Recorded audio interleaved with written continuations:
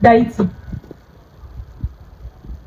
Au cours de cette semaine, nous avons eu l'occasion d'échanger, d'apprendre et de grandir autour des thématiques qui passionnent et nous rassemblent toutes et tous. Cette université d'été n'a pas seulement été un lieu de formation, mais également un véritable moment de convivialité, de partage d'idées et de renforcement des liens entre nous. Ensemble, nous avons exploré des questions fondamentales pour notre avenir et avons pu débattre des enjeux qui façonnent notre société. Je tiens à remercier tous ceux qui ont contribué à faire de cet événement un succès.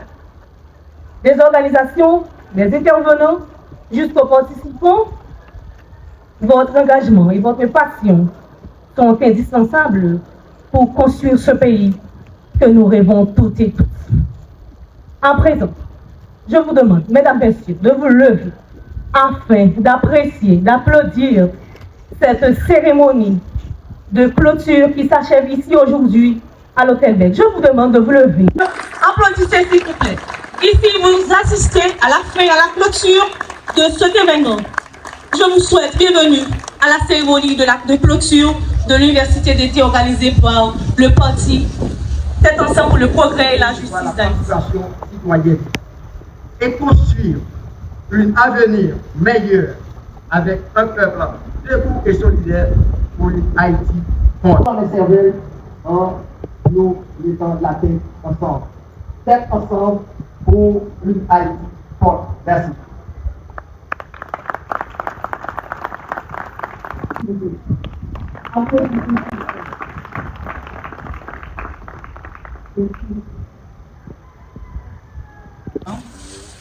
Dont la sagesse humaine puisse être le gage de la pérennité.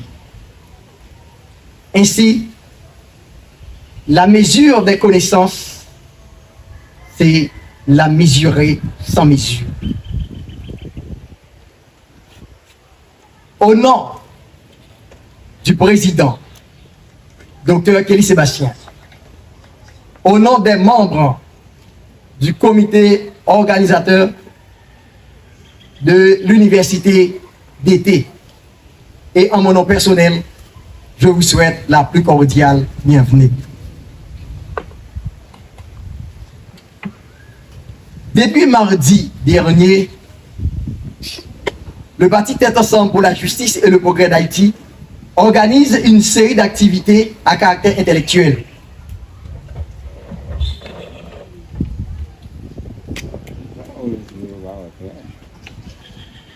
Grande envergure dénommée Université d'été invite tous les jeunes, tous les adultes de toutes les classes sociales à échanger ses connaissances. Et nous avons trié sur le volet des techniciens traitant des thématiques essentielles, des thématiques qui vont nous permettre de comprendre le pouvoir de ce pays.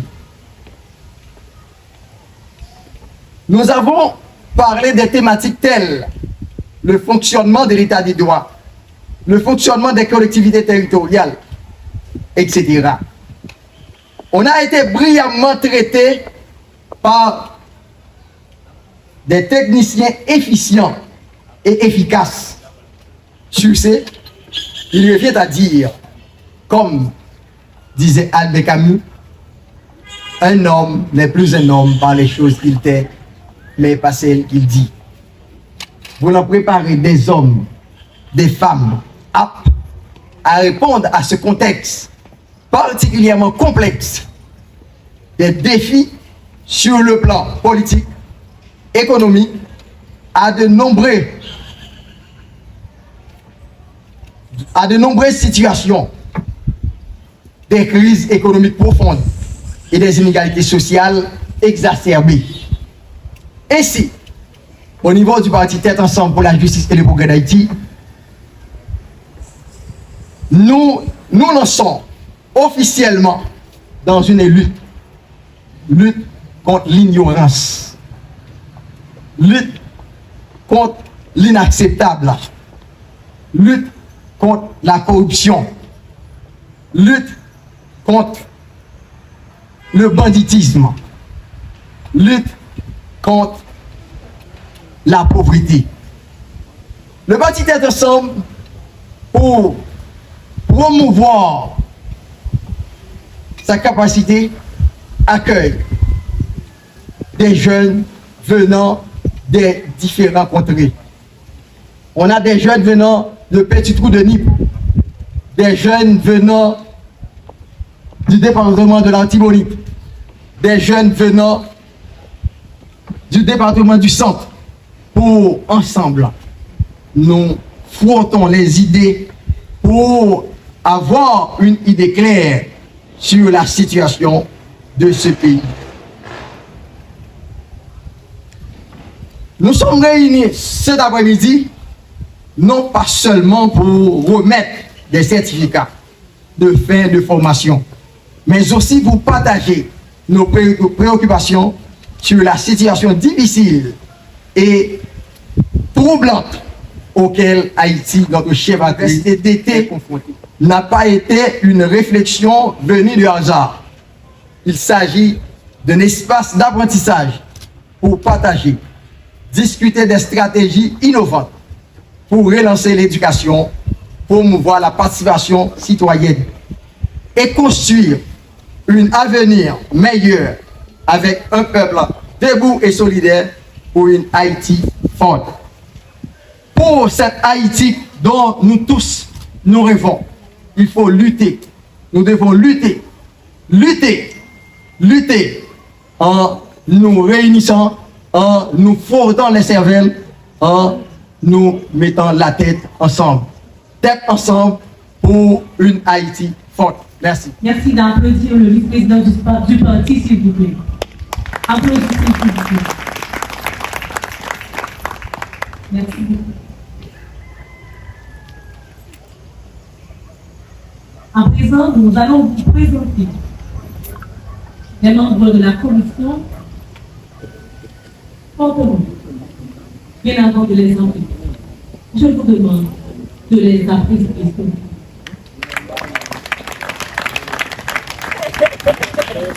J'appelle Dr Joël Thérésia, président de la commission de la première édition de l'Université d'été. C'est avec une immense fierté, un sentiment de responsabilité que je prends la parole au nom de la commission d'organisation à l'occasion de cette cérémonie de clôture de la première édition de l'Université d'été, instaurée et institutionnalisée par le parti Tête Ensemble pour la justice et le progrès d'Haïti. Dans la poursuite de ces objectifs, le parti a jugé bon de mettre sur pied cette université d'été, car nous avons toujours cru que le développement d'Haïti passera nécessairement par l'éducation et la formation. Sur ce, une semaine a été dédiée à l'organisation de cette université d'été dans le but de renforcer la capacité de jeunes, hommes et femmes qui aspirent à la politique. Au cours de ces 3 journées intenses de formation et d'échange, nous avons eu l'opportunité de réfléchir ensemble sur des thématiques essentielles pour le présent et pour l'avenir d'Haïti. La première journée a été consacrée à la thématique intitulée « L'organisation et le fonctionnement de l'État ». Nous avons, autour de cette thématique, exploré le rôle du président, le rôle du Premier ministre, le rôle des ministres dans la gouvernance de l'État. Nous avons analysé le processus d'élaboration des lois, le rôle du Parlement et les relations entre l'exécutif et le législatif. Nous avons aussi discuté des défis de la justice haïtienne, de l'indépendance des tribunaux et de la nécessaire réforme du système judiciaire. Ces discussions enrichies par des études de cas et des échanges interactifs nous ont permis de mieux comprendre la complexité de l'État et les pistes de ses améliorations. Durant la deuxième journée, l'emphase a été surtout mise sur le droit et la gouvernance des collectivités territoriales. À travers des analyses juridiques, des témoignages, des expériences locales et des études de cas concrets, nous avons vu que le développement d'Haïti passe obligatoirement par des collectivités fortes, bien gouvernées et proches des citoyens. Les difficultés sont bien réelles, mais les rares cas de réussite locale nous montrent qu'il est encore possible de construire des modèles inspirants. Pour la troisième journée d'éducation et l'éco-citoyenneté, construire l'avenir ensemble a été notre thématique cible. Nous avons redécouvert le droit et les devoirs du citoyen, y compris l'importance de l'éducation dans la construction d'une citoyenneté responsable et respectueuse de l'environnement. Des études de cas sur des actions concrètes, la visualisation des vidéos et la sensibilisation scolaire ont montré qu'ensemble, nous pouvons poser des bases pour un avenir durable. Tout cela, mesdames, messieurs, n'aurait pas été possible sans des intervenants de haut niveau qui ont accepté de partager avec les participants leur savoir, leur expérience. Il s'agit de M. André Lemercier-Georges, ancien ministre, Dr Kelly Sébastien, ancien député et président de la Chambre des députés, ancien sénateur et président de l'Assemblée nationale et actuel président du parti Tête Ensemble pour la justice et le progrès d'Haïti. Professeur Étienne Michel, secrétaire général de la faculté de droit, des sciences économiques et de gestion du Cap haïtien. Monsieur Wilma Innocent, ancien maire de la commune du Cap haïtien. Professeur Michelin Saint-Ulysse, ingénieur agronome, géologue, doyen de la faculté d'agronomie de l'UNAF, doctorant en environnement et changement climatique. Docteur Louis-Marc Pierre, géographe, expert en gestion des risques et des désastres.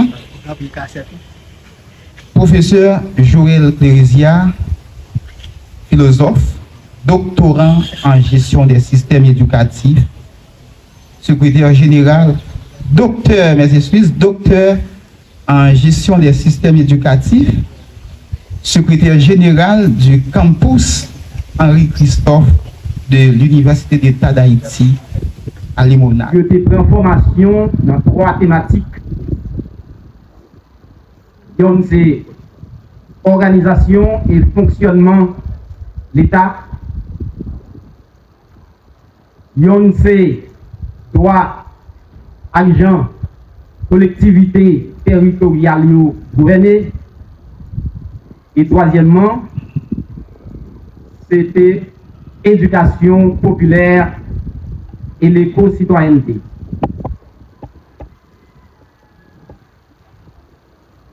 C'est encore un honneur pour moi-même, en tant que président de commission, pour me faire appel à Dr Kelly Sébastien, qui est le président du parti Tête Ensemble pour la justice et le progrès d'Haïti, en vue de la remise des certificats à ces 169 moun qui ont participé dans la formation. Ozias James. Ozias James. Oui, c'est bien. C'est encore artiste poète là.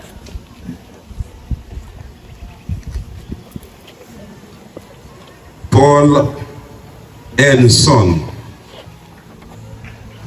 Un applaudissement s'il vous plaît.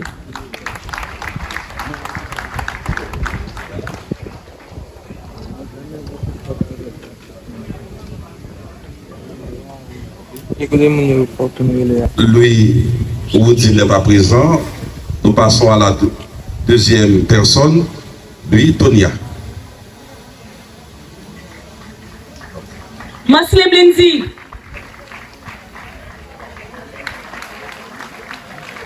Il n'y a pas de seul participant. BOT ensemble.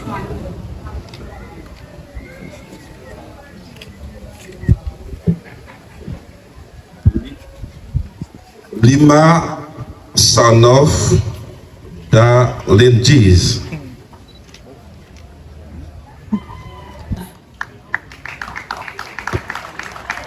Applaudissez s'il vous plaît. Plus chaud encore.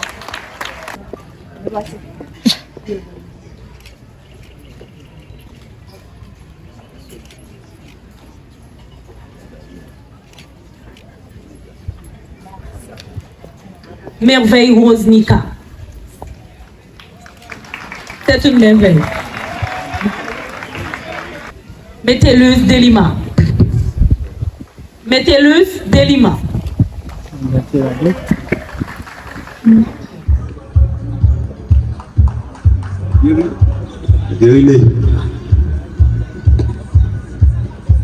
Gelville Gelcoud.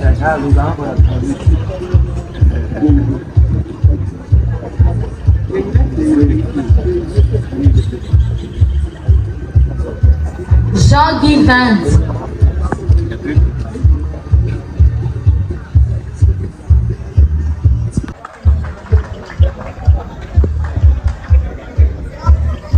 Merci beaucoup. Nous arrivons au terme de cette partie. Merci aux invités d'honneur. Merci au président, au vice-président, au président de la commission, Mme Kathleen Julien. Merci beaucoup.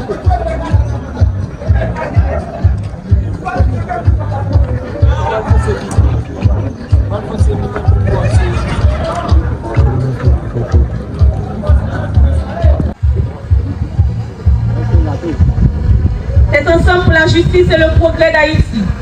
Honneur et mérite des progrès d'Haïti. Honneur et mérite décerné à Dr Kelly Sébastien.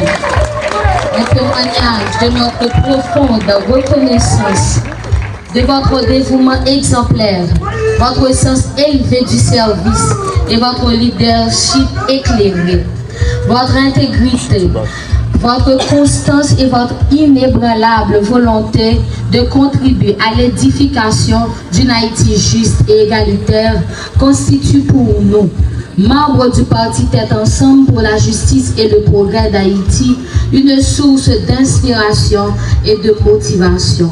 Fête à Cap-Haïtien le 23 août 2025. Sous vos applaudissements, s'il vous plaît.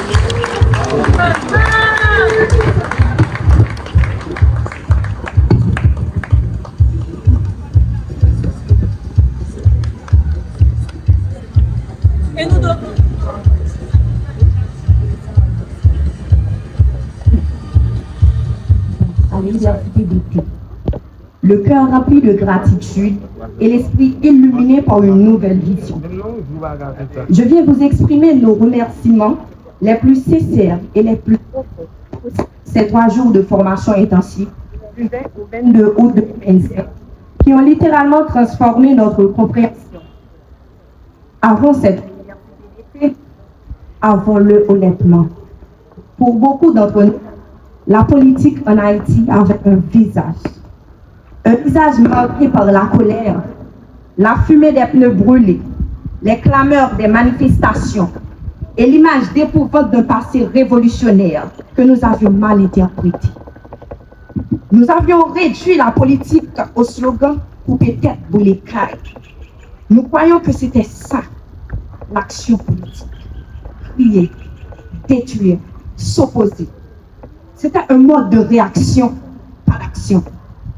Mais vous êtes venus éteindre ce feu de colère pour allumer une flamme de connaissance. Cette formation a été un phare dans notre brouillard. Vous nous avez guidés patiemment et avec expertise sur le vrai sens des concepts que nous utilisions sans jamais les comprendre. Vous nous avez appris ce qu'est véritablement l'État, pas une bête à abattre, mais une structure complexe à appréhender, à comprendre et finalement à investir pour la mettre au service du peuple. Vous nous avez appris ce qu'est véritablement la politique. Ce n'est pas le chaos, c'est l'art d'organiser la vie en société.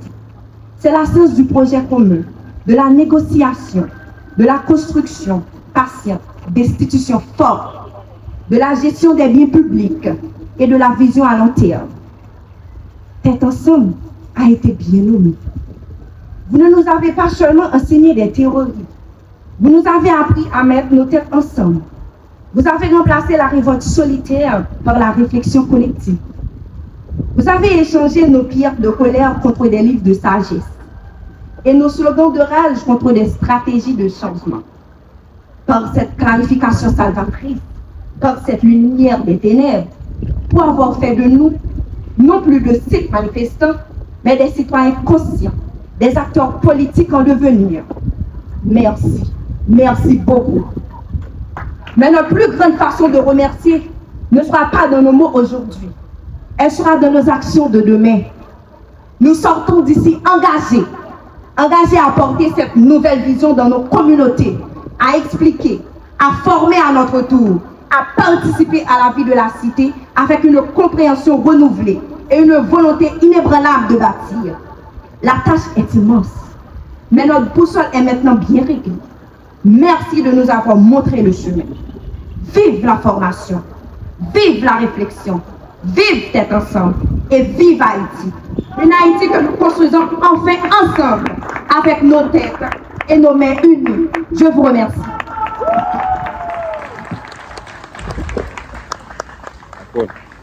Pendant qu'il s'amène, nous demandons à l'Assemblée de continuer d'applaudir.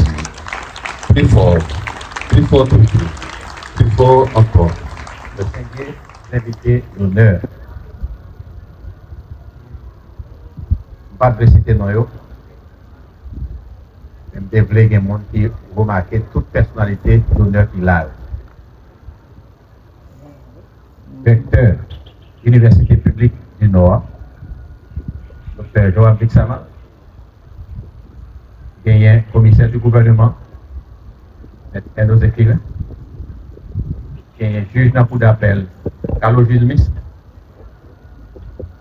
gagnant Maître Michel Etienne, qui est là, gagnant Madame Ketli Julien, des amis personnellement, des amis familiaux, et un docteur Hans Humbol Charles, directeur départemental de santé publique. Un petit bagage particulier m'a fait là.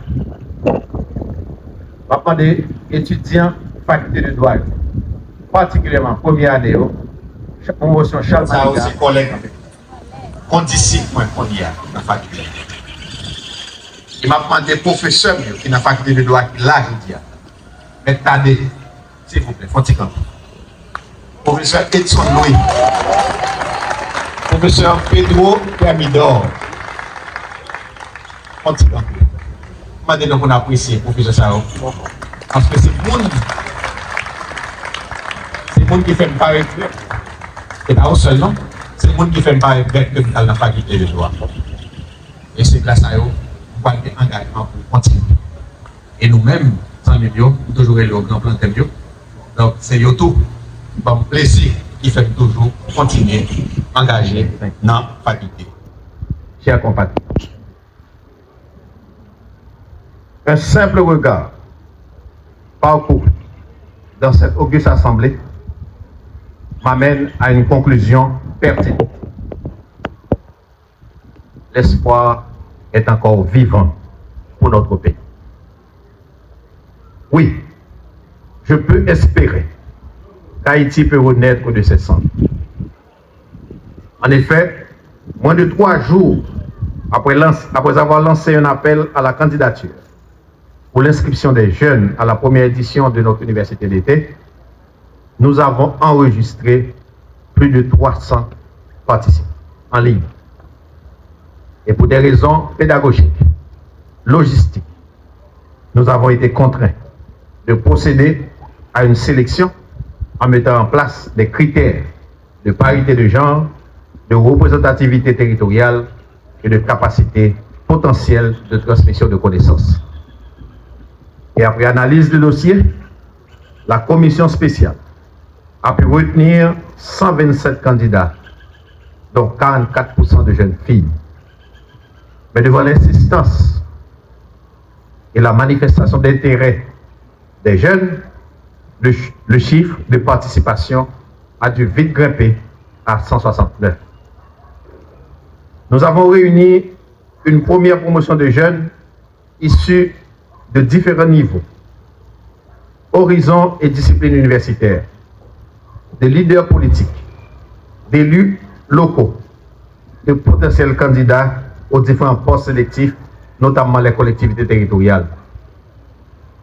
Voir des jeunes autant intéressés à l'acquisition de la connaissance en cette période de la vie de la nation est une bouffée d'oxygène et une déduction implicite que l'élite intellectuelle a une raison de croire qu'elle n'a pas perdu sa journée. Mais pourquoi cette initiative d'organiser une université d'été? Parce que c'est une responsabilité inhérente à tout parti politique de pourvoir à la formation de ses membres et des citoyens en général. Parce que ce parti politique aspire à diriger le pays pour imprimer les changements nécessaires structurels au développement durable, c'est-à-dire pour l'utilisation et la distribution des ressources pour la génération présente, sans compromettre les besoins des générations futures. Parce que la ressource essentielle à ce changement est le capital humain, c'est-à-dire de permettre au pays de disposer des femmes et des hommes capables, compétents, évoluant à la place qu'il faut dans une démarche de multidisciplinarité, de mise en commun, donc de quête ensemble. Parce que la connaissance est le socle fondamental sur lequel repose tout changement et tout progrès véritable. Parce que les jeunes représentent le présent et le futur. Parce qu'il est indéniable que la transmission de la connaissance implique un engagement intergénérationnel pour la transmission de connaissances, de savoir-faire et d'expérience. Et parce que la source de la connaissance est inépuisable, tout le monde pas jamais connaît. Parce que la connaissance et l'expérience sont la lumière qui peut éclairer dans les ténèbres. Parce que l'éducation, pour reprendre les mots de Nelson Mandela, est l'arme la plus puissante qu'on puisse utiliser pour changer le monde. Et finalement, parce qu'il existe un lien fort, cohérent, entre l'éducation, le leadership et le développement, formant le trio essentiel pour la transformation durable d'une société.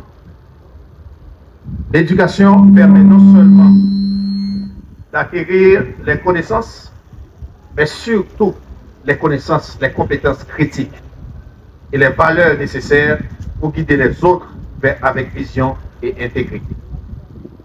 Un leadership efficace stimule le développement en mobilisant les ressources humaines, matérielles, financières et technologiques vers des objectifs de développement commun, en favorisant l'innovation et en renforçant les institutions.